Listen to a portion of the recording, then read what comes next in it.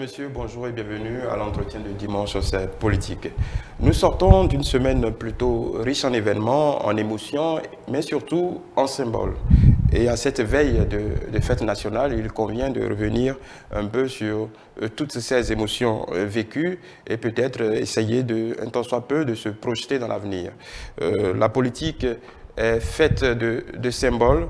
Il convient également de questionner ce qui compte, ce qui anime cette vie politique, afin que vous soyez fixés sur ce que pensent les uns et les autres de l'actualité en cours dans notre pays. Et pour nous adonner à cet exercice, nous recevons pour vous ce matin l'honorable Augustin Aronwebla, député à l'Assemblée nationale du Bénin et membre de la direction exécutive nationale de l'Union progressiste. Honorable, bonjour. Bonjour, M. Noumou.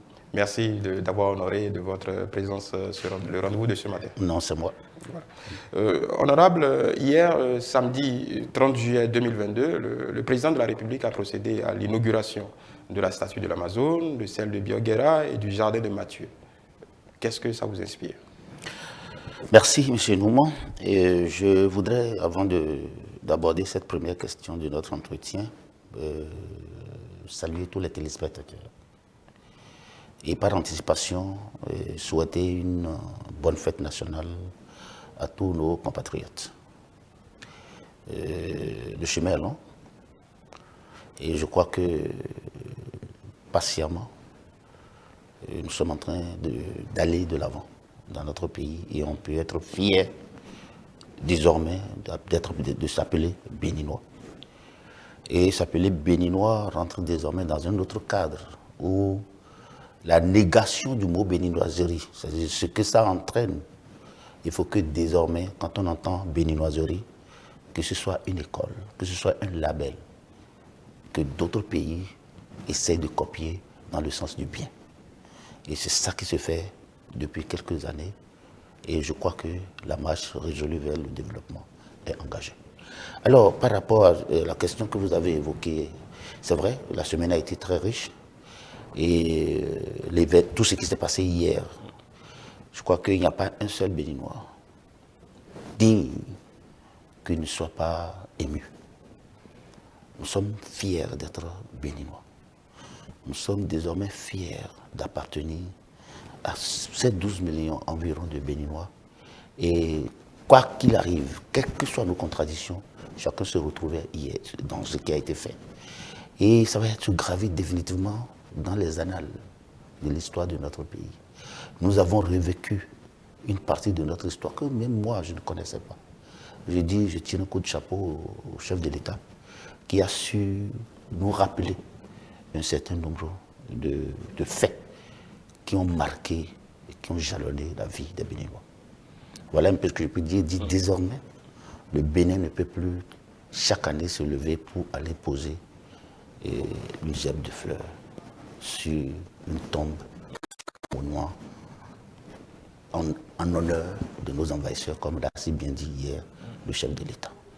Comment déjà, par rapport à ce changement bien précis, comment vous appréciez l'audace du président de la République, ce courage, parce que les questions que tous les Béninois se posent, est-ce que les autres ses prédécesseurs en étaient conscients?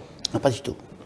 Pas du tout. Les anciens présidents ont fait du mieux, ont fait ce qu'ils pouvaient, parce que, comme vous le savez, quand on parle de l'indépendance, c'est un processus dynamique dans le temps. Et chaque génération prend sa part. Les générations antérieures ont pris leur part. Mais la nouvelle, avec, comme porte-flambeau, M. Patrice Talon, en prenant sa part, a donné une nouvelle orientation aux tâches réelles pour révéler le Bénin. Un Bénin modèle, désormais. Un Bénin admiré de partout. Donc, nous ne pouvons pas dire que les autres n'ont rien fait. Ils ont fait ce qu'ils pouvaient. Et je crois que même celui qui viendrait après M. Patrice Talon ferait peut-être mieux. Donc, reste à voir. Voilà. Alors, il y a un pan de l'allocution du président de la République à cette occasion, à l'occasion de l'inauguration du jardin de Mathieu. Et pour le paraphraser, il convient de célébrer nos héros d'hier, mais aussi ceux d'aujourd'hui. Absolument. Est-ce que ça vous parle? C'était émouvant. Et personne n'avait une idée de ce qu'il y avait vraiment à faire. Mais le chef de l'État, Patrice Talon, nous a montré le chemin. Nous a montré le chemin et je sais que hier, ce que nous avons vécu, même, c'est comme un match de football. Match de football. L'opposition politique, la mouvance politique, hier, se sont retrouvés ensemble pour apprécier ce qui a été fait. Il nous a rendus dignes. C'est une fierté, désormais, pour chaque Béninois, de faire les choses dans les règles de l'art. Voilà. Poser ces pas-là à quelques heures de la fête, de la célébration de la fête nationale, est-ce que pour vous, du coup, en conséquence, cette cérémonie d'hier et tout ce que nous avons vécu dans la semaine, nous allons y revenir, donne une tonalité particulière à la célébration de la fête nationale? Ou autrement, que va-t-on célébrer demain? Oui, ce qui s'est passé hier marque la rupture avec ce que nous avons toujours vécu. Et ce serait désormais comme ça. Et comme je l'ai dit, le Bénin avance. Le Bénin se développe. Ce qui se célèbre demain, ce n'est pas la fête de l'indépendance. Nous avons coutume de dire fête de l'indépendance, fête de l'indépendance. Non. Ce qui se célèbre demain, c'est autre chose. L'Union progressiste, pour nous, nous célébrons demain la fête nationale d'accession de notre pays à la souveraineté nationale. C'est tout. C'est le 1er août 1960 que le Bénin a cédé à cette souveraineté, où nous sommes devenus un État. Okay? Ce n'est pas l'indépendance, c'est une dynamique qui se vit. On n'est pas développé, on ne peut pas parler d'indépendance. Chaque génération apporte quelque chose pour acquérir cette indépendance. En fait, c'est ça qu'il faut que nous comprenions. Et je suis convaincu que même si le chef de l'État actuel n'enlève pas ça de nos pratiques, comme on a enlevé le mot corruption de nos pratiques, vous savez, on ne peut plus parler de l'indépendance, de l'indépendance, non. S'il n'arrive pas à le faire, il y aura une autre génération qui va arriver et parlera simplement de fête nationale du Bénin. Le 1er août sera fête nationale du Bénin. On verra la formule, moi je ne dis pas fête nationale. On trouvera toujours la formule pour parler de fête nationale. Parce que ce n'est pas une fête de l'indépendance. C'est ça notre position au niveau de l'Union progressiste. Comme je l'ai dit tout à l'heure, tout ce qui prête à la négation doit sortir de notre vocabulaire. Je vous ai dit tout à l'heure, nous ne parlons plus de corruption. Parce qu'à force de dire corruption, ça attire plus l'attention à faire le mal. Mais quand on parle de bonne gouvernance, qui est ce à quoi nous voulons aspirer, ça veut dire qu'on sait de quoi on parle et tout le monde rentre dans cette dynamique pour porter un plus pour le développement de notre pays. Voilà. À la lumière des grandes transformations en cours dans notre pays, dont tout le monde peut être témoin, vous parliez de la dynamique de l'indépendance. Est-ce que pour vous, au niveau de l'Union progressiste, le chantier de l'indépendance est bien engagé? Absolument. Le chantier de l'indépendance est bien engagé et ça peut être dans 100 ans, dans 200 ans. Et en fait, c'est une éducation permanente. On travaille au quotidien pour être indépendant. Je parlais de dynamique, que chaque génération doit porter sa part de responsabilité pour que le Bénin devienne vraiment et définitivement indépendant. Voilà. Je vais devoir revenir, je l'évoquais à l'entame, je parlais d'événements survenus dans la semaine. On ne peut pas ne pas revenir sur la récente visite d'Emmanuel Macron dans notre pays. En parlant d'indépendance, on a tous été témoins d'un président de la République très offensif, très clair sur ses attentes, très clair sur sa vision pour notre pays. Déjà, quelle appréciation globale faites-vous de cet événement? Monsieur Noumou, Vous savez, les chefs d'État africains, parfois quand ils rendent visite à certains autres États, nous voyons comment c'est géré. Parfois, c'est les citoyens de ces pays visités ne savent même pas qu'il y a un autre chef d'État qui est sur leur territoire. Et quand vous observez ce qui se passe désormais, c'est qu'il est établi une fois pour de bon un protocole républicain d'accueil des personnalités étrangères. Et un chef d'État, comme ça se passe sous d'autres cieux, ne reçoit que dans son palais. Hier, quand je parle d'hier, les années antérieures,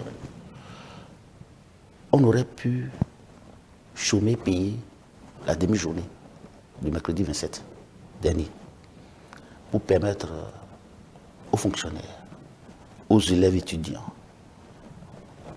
aux populations tout court de venir faire des haies à l'aéroport pour accueillir M. Emmanuel Macron. Le Bénin a établi définitivement la normalité du système de fonctionnement du Bénin. Nous avons désormais, pendant que M. Macron Emmanuel était au Bénin, vous allez constater que le Conseil des ministres s'est déroulé. Oui. Vous allez constater que l'administration fonctionnait à merveille. Donc, l'agenda politique de M. Patrice Talon était de recevoir M. Emmanuel Macron. Ça n'a pas perturbé les autres activités de notre pays. Et ce serait ainsi désormais. Ça n'a l'air de rien, mais c'est la marque désormais du Bénin. Et ça va faire école. Et vous savez que c'est très bien. Oui. C'est bien que ça se passe comme ça. Vous avez suivi ce qui s'est passé par la suite, quand M. Macron a quitté le Bénin. Bon, c'est la façon de voir de chacun. Oui. Donc je ne vais pas aller au-delà. Pour rester sur cette visite, au-delà du protocole et de la forme, le fond, il a été question de culture, de développement, d'investissement privé. Le chef de l'État, il y a une phrase forte qui est ressortie de ce point de presse.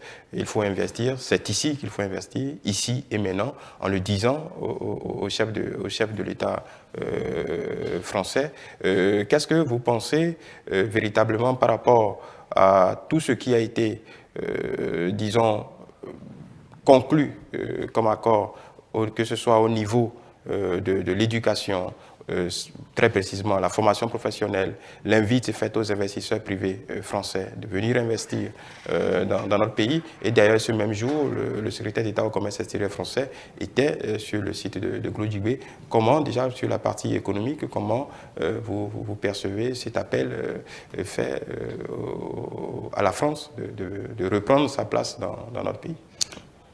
Non, la France de reprendre sa place dans notre pays, non.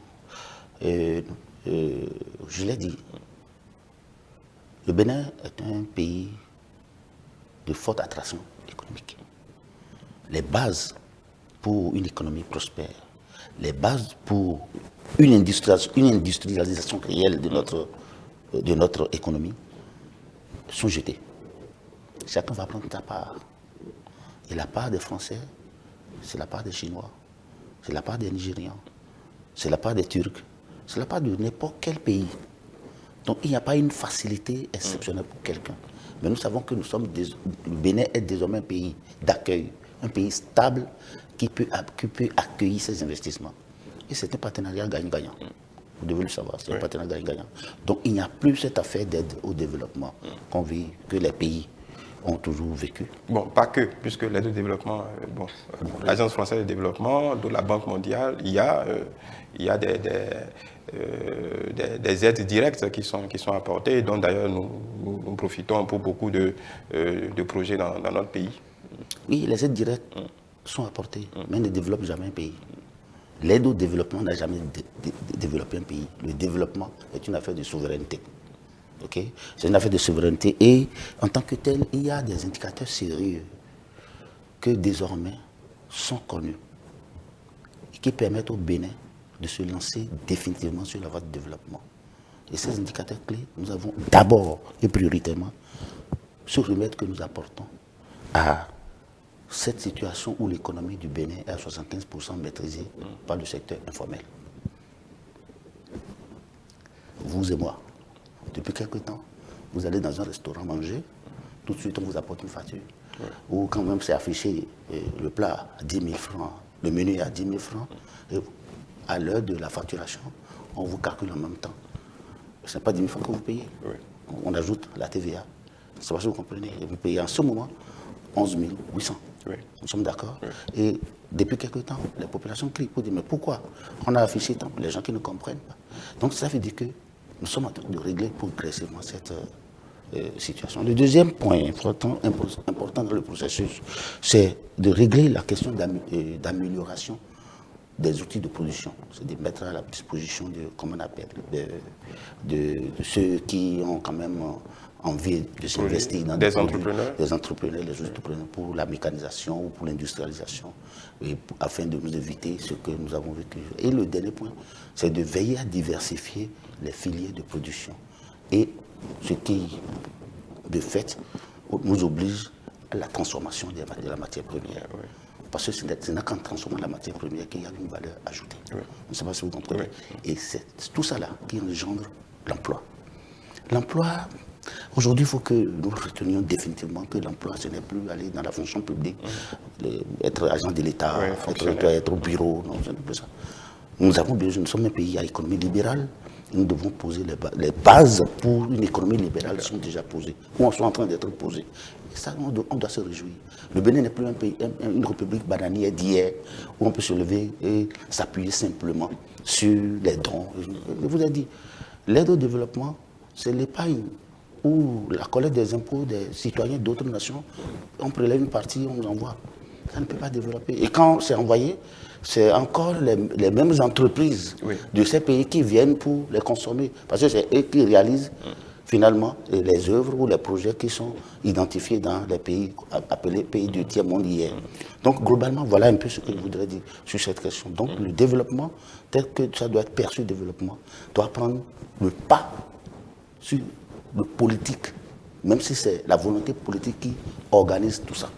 Voilà, en prenant, vous me tendez la perche, l'économie doit prendre le pas sur le politique, le développement, l'amélioration des conditions de vie des citoyens doit prendre le pas sur le politique et rien ne doit pouvoir perturber cette marche-là, hein, pour paraphraser une part des propos du chef de l'État. Justement, il y a une autre séquence qui continue de faire parler, mais qui a intéressé tout le monde, surtout par le ton et le contenu. C'est cette question liée, posée par un journaliste français au sujet des leaders politiques détenus en prison. Et le chef de l'État, à cette occasion, a fait ce qu'on peut appeler une sorte de mise au point ferme et claire sur le sujet. Qu'en avez-vous pensé ? D'abord, je voudrais dire que la mise au point faite par le président se suffit d'elle-même. Donc, si nous, en tant que parti politique, nous voulons donner notre avis, c'est de prendre à notre compte ce que le président de la République a déjà dit, mais de dire aussi que, très sincèrement, la mise en liberté,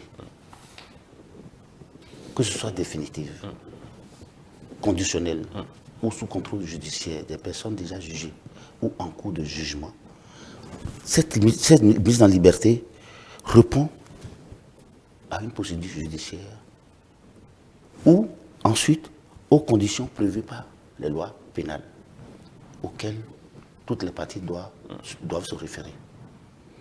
Et quand vous parlez de détenus politiques, je nous en prie, le Bénin est un pays de démocratie et d'état de droit, où il y a la séparation des pouvoirs. Le pouvoir judiciaire, le pouvoir législatif et le pouvoir exécutif. Nous devons veiller à ce que, très sincèrement, qu'il n'y ait pas l'immixtion du pouvoir exécutif dans le judiciaire. Et il ne faut pas que le pouvoir judiciaire fasse recours non plus à l'exécutif. Ce serait très triste et ce serait malheureux parce que c'est une voie qui est ouverte pour l'impunité. Si l'exécutif doit se mêler des activités du justice. Donc, globalement, je voudrais dire que, très honnêtement, quand les gens parlent et appellent le nom du chef de l'exécutif béninois, quant aux questions de jugement, je suis choqué. Et curieusement, c'est des personnes insoupçonnables. Des personnes qui savent comment fonctionne l'État, comment notre République est organisée. Oui. Ils le savent, mais pourtant, ils ne s'empêchent pas de le dire. Et ça, c'est l'hystérie, parfois, des réseaux sociaux non encadrés, où on colporte de fausses informations pour faire du sensationnel. Ce n'est pas bon. Donc, de mon point de vue, nous devons veiller à laisser chacun travailler dans son couloir. Le judiciaire travaille dans son couloir. Vous avez vu. Il ne veut pas vous laisser me poser cette question. Pendant que le chef de l'État recevait le président de la République française, oui. Ce jour, ça c'est l'agenda politique du président de la République. Oui, beaucoup se sont posé la question sur la coïncidence. Est-ce que c'est simplement une coïncidence ou un agenda? Non, pas du tout. Vous savez, l'agenda de la justice béninoise n'est pas le même que l'agenda politique du chef de l'État et n'est pas l'agenda de l'administration de notre pays. Pendant que le chef de l'État réglait cette question politique en accueillant une personnalité majeure de la planète, mais c'est un mercredi. Oui. Et vous savez très bien que la justice, surtout au niveau de la Cour de répression des infractions économiques et du terrorisme, était en audience. Donc il n'y a pas de raison. C'est une pure coïncidence et ça pouvait se faire avant comme après. Je ne sais pas si vous comprenez. Et ces responsables-là n'étaient pas invités à l'accueil du chef de l'État, le président Emmanuel Macron. Donc il n'y a pas d'amalgame à faire à ce niveau. Et ils font leur travail. Et je crois que ça ne devait pas inquiéter qui que ce soit. Oui. Voilà. On a escamoté quelque peu une partie de la question parce que vous êtes un acteur politique notable et tout le monde s'attendait aussi à cette question-là posée par la presse internationale. C'était sur la qualité même de ceux qui étaient détenus en prison à l'occasion des heures et des mouvements dont tout le monde a en mémoire. C'était sur la qualité même des personnes. Est-ce qu'ils étaient en prison pour leurs opinions politiques ou bien leurs actes délictueux? Le chef de l'État a dit un nom ferme. Ces leaders politiques ont été détenus en prison pour des actes contraires à la loi. D'abord, je voudrais dire et remercier la justice béninoise pour avoir libéré sous contrôle judiciaire bon nombre de nos frères qui étaient détenus. Oui. Ça, chacun est heureux de savoir que certains de nos frères ont recouvré leur liberté. Mais je suis un législateur. Je voudrais faire savoir que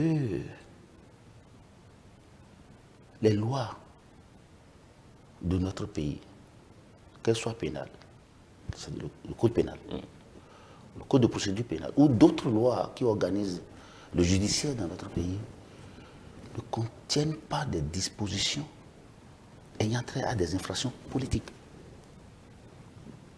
Il n'y a pas ça au Bénin. Autant nous n'avons pas une loi spécifique pour juger les militaires. Il n'y a pas le Bénin ne connaît pas des infractions liées à ce corps des militaires. Dans d'autres pays, nous avons des tribunaux militaires. Prenez au Burkina Faso, il y a le tribunal militaire. En Côte d'Ivoire, et j'en passe, le Bénin fait partie des rares pays qui n'a pas dans son corpus légal ou le corpus législatif des dispositions qui organisent ces genres de choses. Tout béninois, c'est le droit commun. C'est le droit commun. Et c'est la même justice pour tous. Il n'y a pas une justice pour les faibles, une justice pour les plus forts. Vous et moi, Je vous considère comme peut-être un citoyen, pas comme un journaliste, Non, un citoyen mais lambda. un citoyen. Oui. Moi, je suis un dirigeant politique. Oui. Parce que je suis dirigeant politique, vous et moi, nous avons commis les mêmes fautes. Soyons directs. Vous avez violé une mineure. Ah, J'ai violé une mineure. oui. À cause de mes convictions politiques, parce que je suis politiquement bien assis et de l'opposition, on n'a pas le droit de m'appréhender. Mais vous, on peut vous appréhender. Pourquoi? La justice est unique pour nous. Si on peut vous appréhender, on doit pouvoir m'appréhender. Ce n'est pas sur mes opinions politiques qu'on est en train de m'appréhender. Ma qualité d'homme politique ne m'oblige pas à aller faire des choses totalement contraires à ce qui est prévu dans notre pays et par les tests. Je ne sais pas si vous comprenez. Oui. Donc si on peut vous appréhender, vous juger, on doit pouvoir aussi me juger. Mais, imaginez-vous, étant de l'opposition, moi, si on essaye de m'appréhender, je vais glisser sur le terrain politique pour dire voilà, et Ça va s'emballer. ça va s'emballer. Je prends juste ces exemples pour ne pas aller plus loin. Oui. Donc chacun sera jugé sur la base des actes qu'il pose. Si ces actes sont contraires à, comment on appelle, aux tests légaux de la République, ils seront jugés et ça n'a rien à voir avec le volet politique. Donc il n'y a pas de péril en la demeure. Ce qui va être fait sera fait. Et il nous revient à chacun de rester digne, de respecter les tests de loi, de respecter ce qui est prévu pour que véritablement chacun puisse aller et venir sans heurts. Voilà. Pour terminer sur cette séquence, est-ce que vous pensez que tout ce que nous vivons là peut amener tout le personnel politique dans son ensemble à, grosso modo, plus de responsabilités? Absolument. Absolument. Il n'y a plus rien à ajouter à ce que vous venez de dire. Voilà, merci. Nous allons passer maintenant à l'actualité du parti politique de l'Union progressiste. On doit dire qu'avant cette séquence de cette semaine, c'est l'Union progressiste qui faisait parler, en tout cas qui régentait l'actualité politique dans notre pays.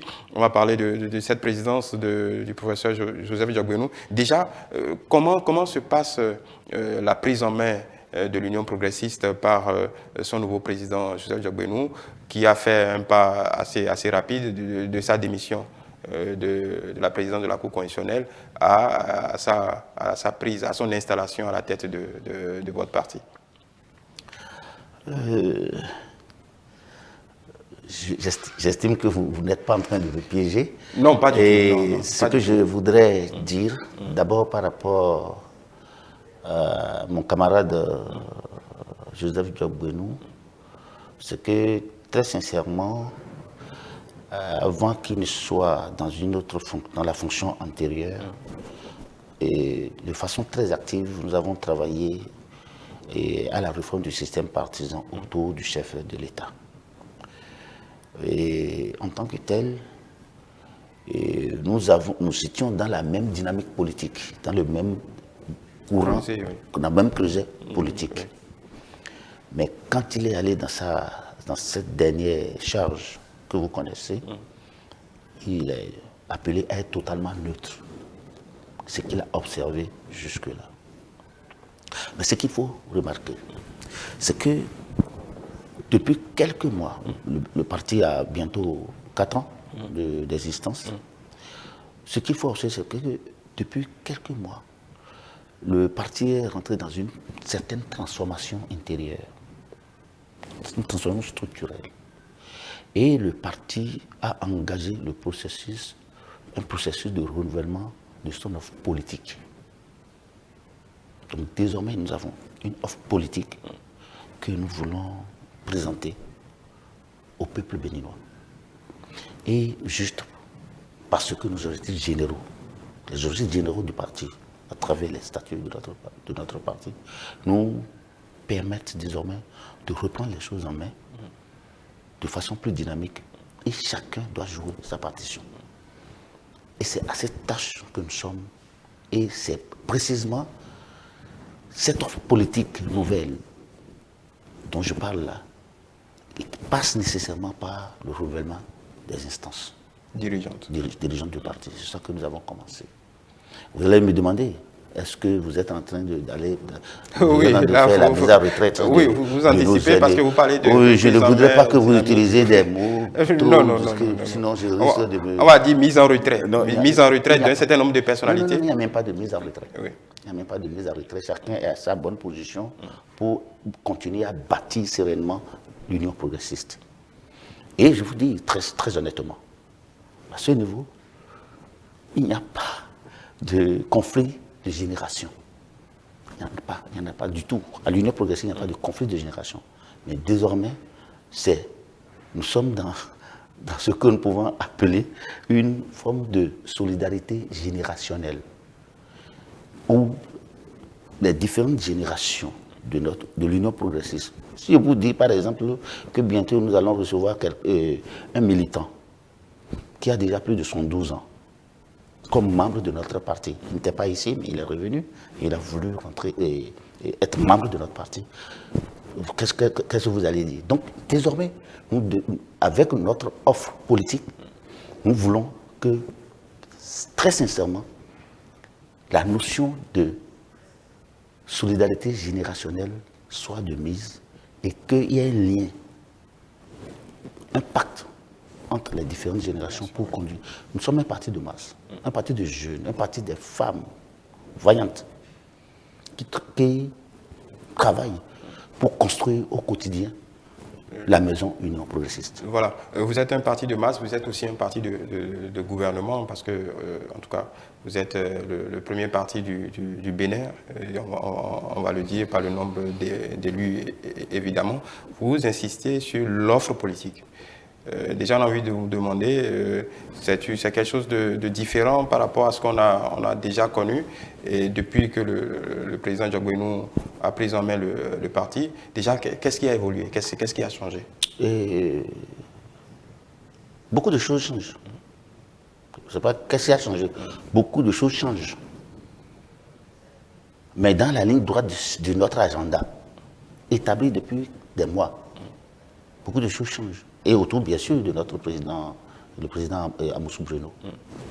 Beaucoup de choses changent depuis ce temps. C'est un processus continu, dans le temps. Nous ne sommes pas arrivés là par hasard.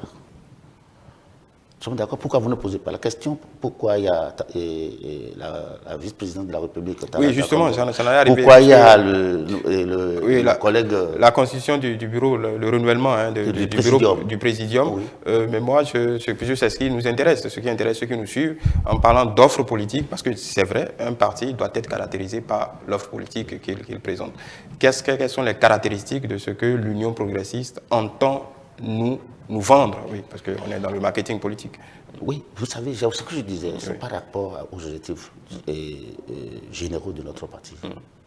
Et vous savez, en tant que parti de masse, un parti aux côtés des populations, nous savons très bien que, déjà avec ce que le chef de l'État fait, qui rentre entièrement dans les objectifs de l'Union progressiste, parce que nous sommes, comme vous le dites, nous sommes un parti du gouvernement, ce que très sincèrement, les questions liées à l'éducation, à la santé, aux infrastructures, à l'assainissement des mers, à la bonne gouvernance, toutes ces questions sont revisitées par l'Union progressiste. Donner la possibilité à chaque Béninois de rêver et d'espérer. Mais justement, sans vouloir vous arrêter là, j'ai juste envie de vous dire à quel point vous arrivez à inspirer l'action du chef de l'État. Parce que là, vous avez énuméré des pans entiers de son action au quotidien, mais en tant que parti politique, en tant que parti de gouvernement, d'après ce que vous venez de dire, à quel point vous l'inspirez? Ou est-ce que c'est lui qui vous inspire et vous soutenez, ou vous l'inspirez directement par vos propositions et vos prises de parole? Nous avons des propositions, nous avons des membres, nous avons des militants de notre parti au gouvernement. Oui, et les ministres du gouvernement. Oui. Non, les ministres au gouvernement relèvent de l'action du chef de l'État directement. Non, mais ils sont des militants d'abord du parti. Effectivement. Nous sommes d'accord. Ici, ça ne va pas, pour parler de façon classique, ça ne va pas. Tout de suite, on dira que ça ne va pas et on va prendre du recul. Mais ce n'est pas le cas. Oui. Parce que nous sommes un parti du gouvernement. Nous considérons que le chef de l'État, M. Patrice Talon, lui-même, est en phase avec nous. Et tout ce qui se fait, nous sommes totalement en phase. Nous sommes compatibles avec ce qui se passe. Mais, et après? Qu'est-ce qui va se passer? Est-ce que parce que ça se passe bien là maintenant, autour de M. Patrice Talon, ça pourrait continuer? Moi, il faut consolider les acquis. Je suis, depuis quelque temps, très inquiet. Ah d'accord. Oui, je suis très inquiet. Je crois que ce plateau n'est pas indiqué pour que je donne mon avis. Parce que je ne sais pas comment il faut reformuler. Vous vous inquiétez de la pérennisation de l'œuvre de Patrice Talon? Parfait. Je suis très inquiet de la pérennisation de l'œuvre de Patrice, de ce qu'il est en train de faire. Chaque pas qu'il pose, nul n'est indispensable, c'est vrai. Vous savez, ça je le prends à mon compte, je ne le prends pas sur le compte de l'Union progressiste. Un pays stable, engagé sur la voie du développement, n'est capable de pérenniser un certain nombre d'acquis que dans le temps. Démocratie, d'accord. État de droit, d'accord. Respect des droits de l'homme, d'accord. Tout ce que vous voulez. Mais la bonne gouvernance d'abord. Et c'est une crainte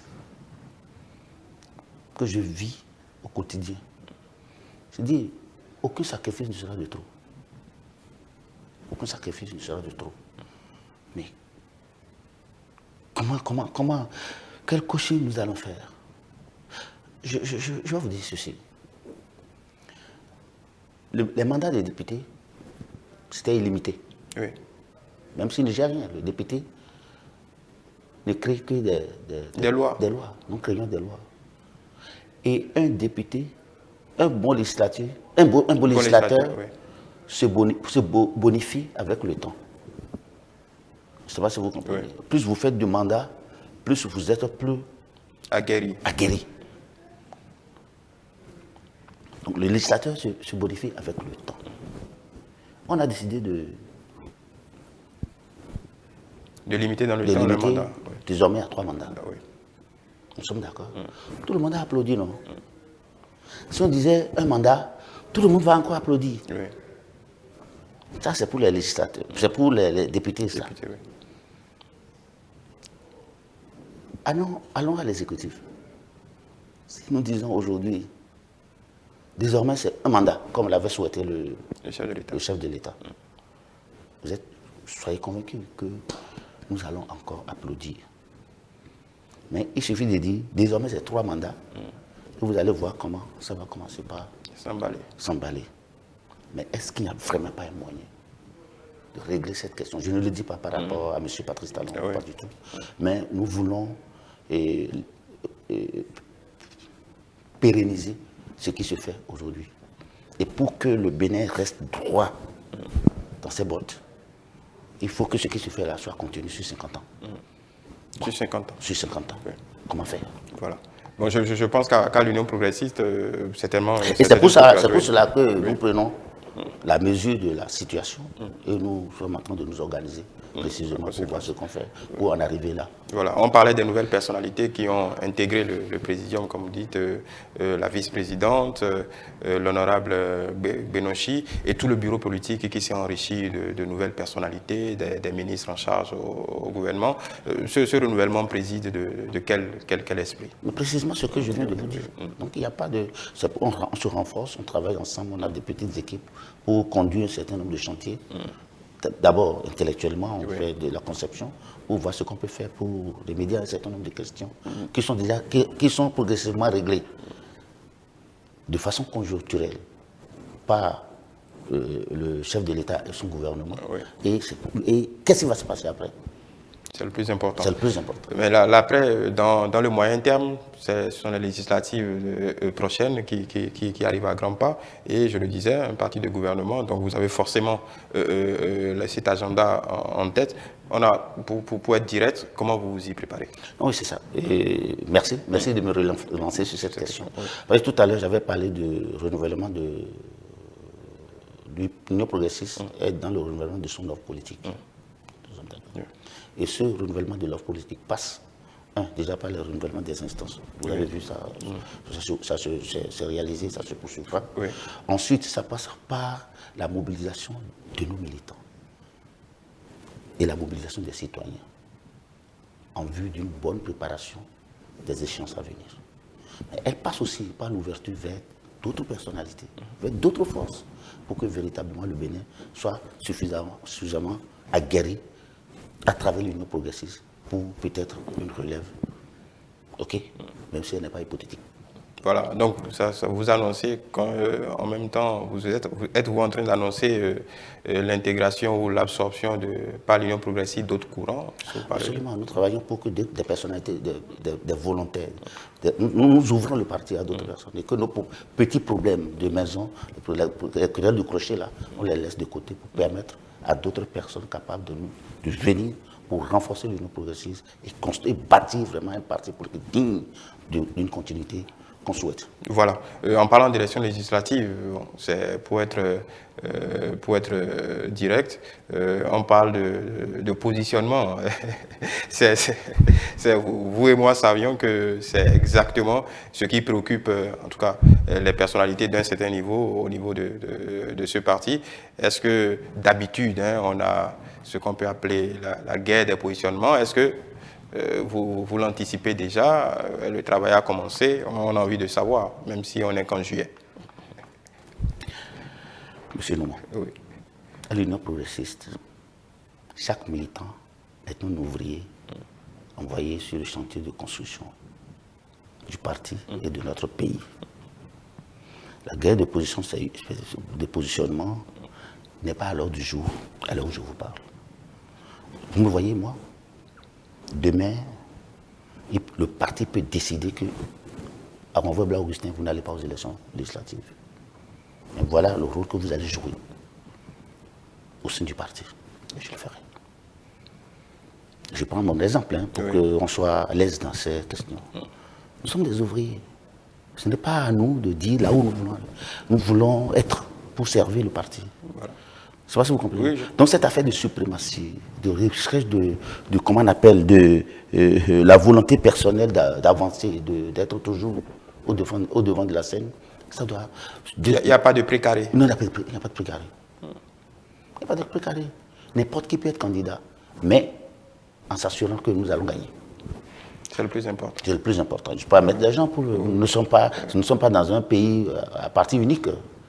Au Bénin, je crois qu'on a 15 ou 16 partis. Oui. Donc nous avons des compétiteurs, des partis qui sont là, avec qui nous rivalisons.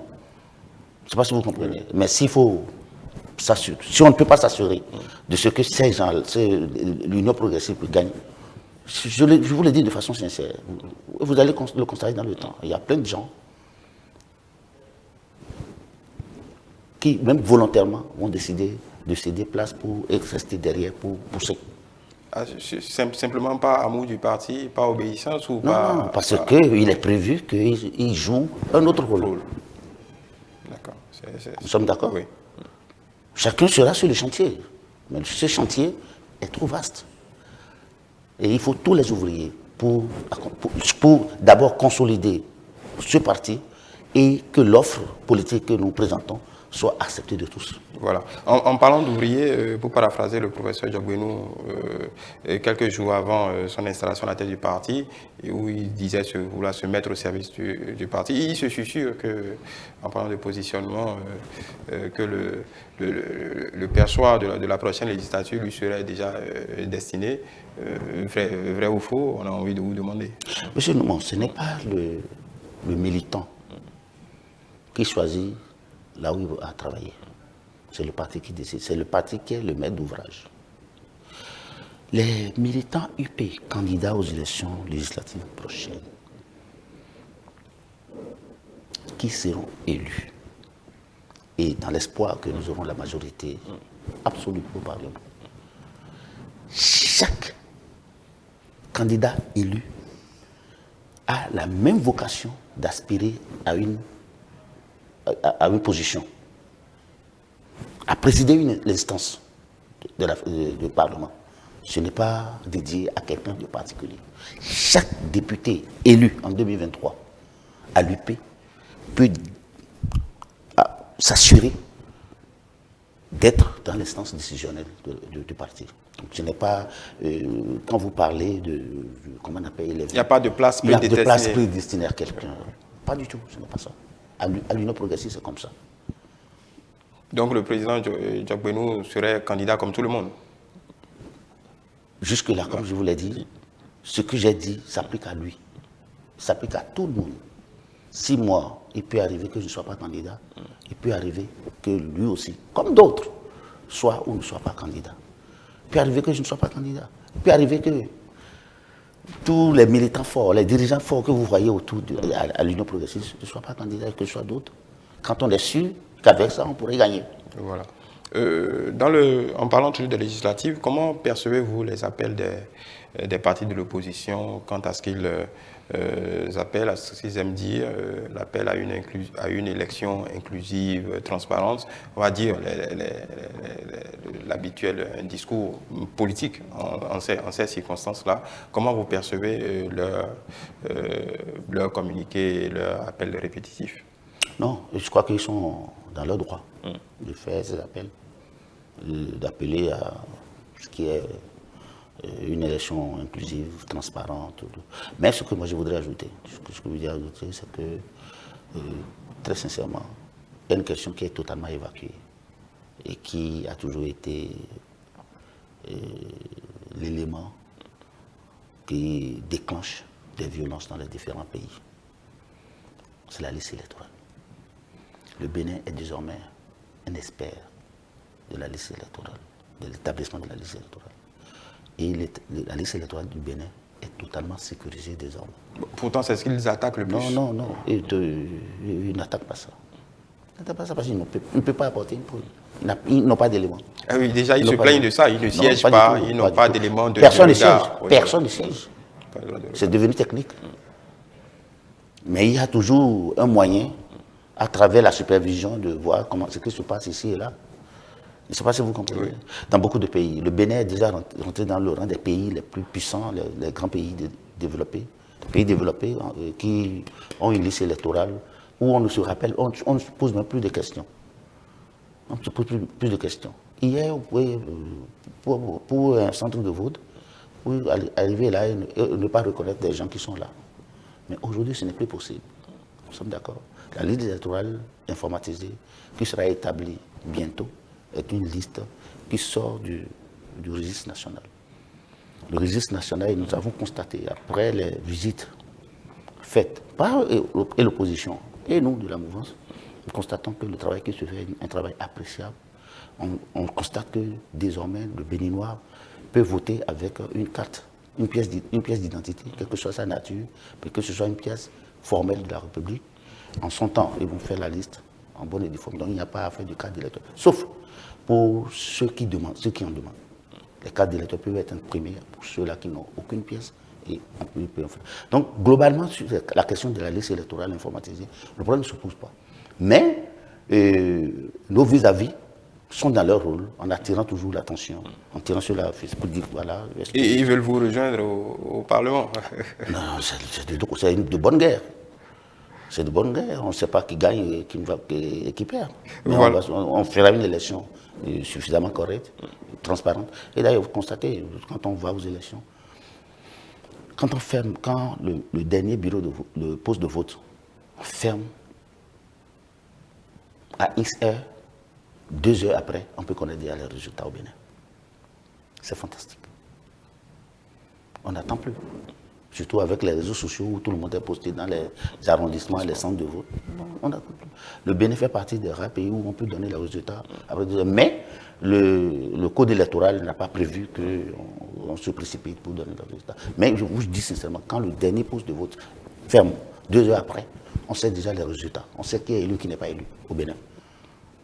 Voilà, nous allons, vous parliez de l'Union progressive comme étant un parti de masse. Je voudrais avoir votre avis très rapidement, puisqu'on parle, le plus important, la finalité, c'est l'amélioration des conditions de vie du citoyen. On parlait d'emploi tout à l'heure, on parlait de production.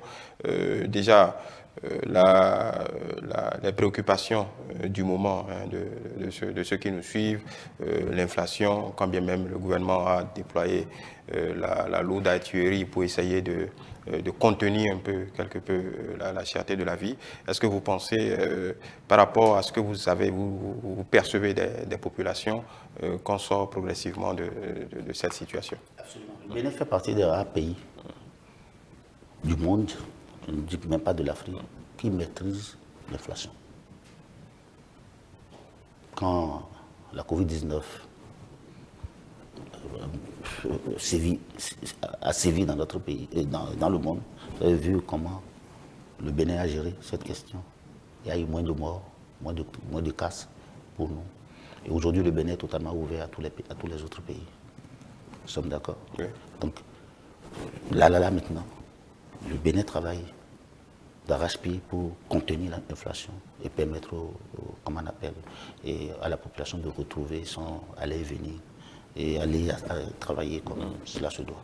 Donc sur cela, c'est une question, c'est un souci permanent comment on appelle, de l'État pour que véritablement les populations se sentent mieux. Donc le problème ne se posera pas. Je ne peux pas aller plus loin sur ce volet, parce que ce qui se fait, c'est tellement bien que nous n'avons pas besoin de galvauder, de dire des choses qui ne rentrent pas effectivement dans le cadre précis de ce qui... Oui, bon, après il y a le discours, ce qu'on peut dire aux populations. Vous êtes un parti, vous représentez des populations à l'État. Oui, je suis d'accord. À ce niveau, nous savons ce que nous avons à faire et nous le faisons très bien. Chacun, mais sans communiquer. Nous avons décidé de ne pas mettre toujours à la place publique tout savoir, trop de communication, tout la communication. Voilà. Une autre question politique, sur cette, nous l'avons abordé en partie, mais le chef de l'État a ouvert une lucarne, une possibilité. Je veux parler de cette question des détenus, de ceux qui étaient en prison. Il a évoqué l'éventualité, en tout cas, c'est une possibilité qui est, puisque c'est prévu par la loi, la grâce ou l'amnistie, mais seulement que l'amnistie, ça relève déjà du Parlement. Est-ce que dans la tête des députés, en tout cas au niveau de l'Union progressiste, déjà l'évocation même de ces possibilités par le chef de l'État, qu'est-ce que ça vous inspire? Sur quoi? Amnistie, oui, amnistie, amnistie, grâce. Amnistie des fautes, il y a déjà eu une amnistie par le passé, les événements de au lendemain les violences, au lendemain de, comment on appelle, voilà. Est-ce que ça, en tant que législateur, est-ce qu'on peut vous demander si de votre côté, de votre propre chef, de votre côté, cette possibilité aussi vous paraît... voilà. Amnistie qui? Je ne perçois pas encore votre question. Ceux qu'on libère progressivement, ceux qui ont été, se sont rendus coupables, hein, des violences à l'occasion de la dernière présidentielle, par exemple. Non, mais j'ai déjà répondu à cette question. J'ai déjà répondu à cette question. Si un Béninois détenu est jugé pour ses fautes, les juger, s'il est condamné et est en prison, ça quitte. Ce n'est plus du ressort du pouvoir judiciaire. Oui. Le chef de l'État est à même de le gracier. De gracier ce citoyen qui est condamné. Oui. En fonction de l'envergure, de la qualité de la faute commise. Mais ne nous demandez pas que chaque fois qu'il y a des situations qui n'ont rien à voir avec les questions politiques, que le Parlement se réunisse pour prendre une loi d'amnistie. Non, pas du tout. Nous l'avons fait une fois, mais je crois qu'on ne le fera plus. Voilà, il était important d'avoir votre avis là-dessus. Maintenant, pour rester sur cette visite d'Emmanuel Macron, en parlant, vous évoquiez tout à l'heure la question de l'emploi. Il a été prévu également un gros investissement dans la formation professionnelle, l'éducation des jeunes. Votre avis rapidement là-dessus? Non, ce qui est fait là, je suis en phase et heureux de le savoir. Ça fait partie de ce qui nous rend fiers en tant que Béninois. Je n'ai plus rien à ajouter. Les informations que vous avez, c'est les mêmes informations que j'ai. Vous vivez exactement les mêmes choses que moi. Oui. Donc il n'y a plus rien que je puisse dire qui change ce qui est si beau et fait, ce qui est si bien fait par le gouvernement. Oui, à la différence que moi, je ne suis que journaliste. Vous êtes dans un parti politique. Mais vous êtes au Bénin. Oui, mais qui travaille à ces questions. Par rapport à ces questions très très spécifiques, on serait quand même intéressé d'avoir votre avis là-dessus, puisque vous travaillez autant sur l'éducation que sur le commerce, l'économie, et ainsi de suite. Très spécifiquement, est-ce que le projet tel que c'est bâti et déployé a votre consentement en tant que parti? Oui, absolument, c'est ce que je vous disais depuis. Nous, en tant que parti politique, ce qui se fait actuellement par le gouvernement de Patrice Talon est admiré par les dirigeants du parti Union progressiste. Et s'il y a des soucis, nous savons par quel canal faire savoir. Je ne sais pas si vous comprenez. Voilà. Et comme je l'ai dit, en tant que parti du pouvoir, du gouvernement, s'il y a des balles et vous savez, là, ce qui différencie le chef de l'État d'autres chefs d'État, c'est sa capacité à se remettre en cause. Quand il sait que quelque chose il a soutenu avec force et vigueur une idée. Quand dans le temps, il se rend compte que ça ne va pas, il prend du recul. Et il se remet en cause. C'est rare. C'est rare de voir ça. Et je dis aujourd'hui par rapport à tout ce que vous voyez, mais dites-moi, est-ce que vous savez, dans un passé récent, tous les citoyens ont toujours tendance à envoyer leurs enfants dans les écoles privées. Aujourd'hui, c'est comment? Ça s'inverse. Ça s'inverse. Les écoles privées chôment. C'est pourquoi? À cause des lois prises ici et là pour réduire les droits de grève dans les différents secteurs de la vie. Le Bénin est stable. Le Bénin est stable. Et aujourd'hui, je peux vous dire, c'est vrai, tous les changements, c'est ça leur mélancolie. Nous sommes d'accord, même si nous les souhaitions, comme l'a dit Anatole France, tous les changements, même les mieux souhaités, ont leur mélancolie. Parce que ce que nous voulons quitter fait partie de nous-mêmes. Voilà. Et il est difficile pour nous de mourir à une vie pour aller dans une autre. Et pourtant, c'est ce qu'il faut. Voilà. Nous allons sortir de cet entretien avec une question. Hier, samedi, on a vu quelque chose qu'on n'avait pas revu depuis fort longtemps.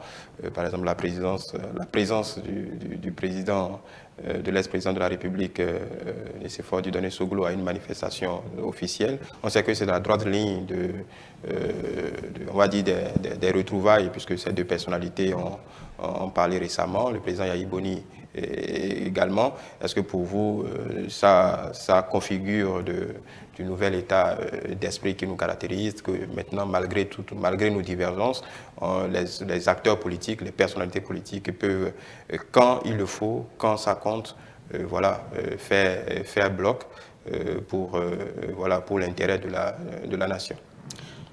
Vous voyez, cette question que vous venez d'évoquer, si je vous donne une réponse qui pourrait prêter à confusion, mes amis d'en face ne vont pas me rater. Je vais parler de l'opposition. Certains des enfants de ce pays auraient souhaité qu'il n'y ait pas ce rapprochement. Or, nous avons besoin de tout le monde pour boucher les trous de la jarre. Nous sommes d'accord. C'est ce qui se fait. L'heure de À l'heure du renouvellement du personnel politique, chacun va prendre sa position, défendre ses idées pour que nous ayons désormais les nouveaux dirigeants. Mais à l'étape actuelle, nous devons nous mettre ensemble et ne pas passer toute notre vie à parler de politique. Politique, politique, politique, non, ça ne peut faire pas avancer un pays. Et vous regardez les journaux, la presse écrite, tout le temps c'est la politique. On est parler du développement, de l'économie, on prend secteur par secteur, on ne se spécialise même pas. Tout le monde veut parler politique. Ce n'est pas bien. On doit passer 365 jours sur 365 à parler politique. Il faut un temps pour s'occuper de notre pays. Il faut un temps pour imposer notre pays dans le Conseil des Nations. C'est ce qui se fait aujourd'hui. Moi, je remercie avec admiration les anciens présidents qui, je ne vais pas dire qu'ils ont compris, non, pas du tout. Je les remercie pour cet accompagnement qui se fait aujourd'hui, pour que véritablement, on soit un pour le développement du Bénin. Voilà, pour finir, un message particulier à l'occasion de notre fête nationale? Non, je dis simplement bonne fête nationale à tous les Béninois, pas plus. Et que, très sincèrement, ceux qui sont sceptiques et qui continuent de se poser des questions, qu'ils acceptent de venir à nous, à l'Union progressiste. Toutes les portes sont ouvertes. Et personne n'a une position définitive acquise dans l'Union progressiste. Donc, comprenons très aisément qu'il est temps pour qu'ensemble, nous nous mettions ensemble pour obtenir quelque chose de fort qui permette la continuité de ce qui se fait de si beau dans notre pays. Voilà, merci beaucoup, honorable Augustin Awawe-Blas. Je rappelle que vous êtes député à l'Assemblée nationale, membre de la direction exécutive nationale de l'Union progressiste. Merci pour vos éclairages de ce matin. C'est moi.